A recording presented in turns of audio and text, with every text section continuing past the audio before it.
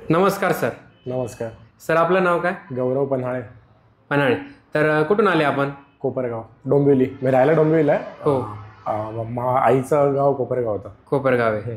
तर आपल्याला काय काय त्रास होत होता? सांधेवाचा त्रास होता. हो.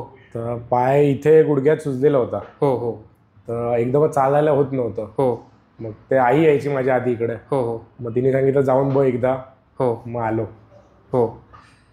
तर याच्या अगोदर तुम्ही तुमच्या आईंना घेऊन येत होती इथं? हा, आई यायची आधी. यायच्या अगोदर? मागच्या वर्षी वाटतं लॉकडाऊन मध्ये. मग ते बंद झालं यायचं लॉकडाऊनमुळे. हो. त्यांना पण फरक जाणवलाय. तर तुम्हाला चालता वगैरे फिरता वगैरे काही येत नव्हतं? येताना इथं आल्यानंतर इकडे आल्यावर इकडे येताना वाटत लागलेली होती एकदम. हो.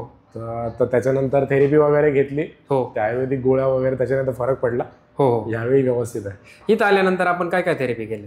कपिंगचं केलं. हो. ते इलेक्ट्रिक शॉकचं होतं. व्हायब्रेटर होता. हो. स्टीम होतं. हो हो. ती चेअर होती. हो हो. अजून 2 टाईप होते. नाव नाही माहिती. 9-10 प्रकारच्या ट्रीटमेंट होत्या.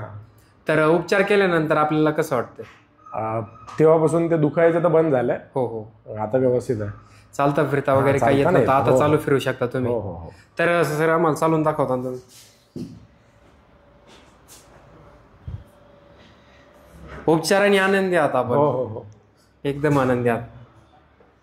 ठीक आहे. धन्यवाद सर. थँक्यू.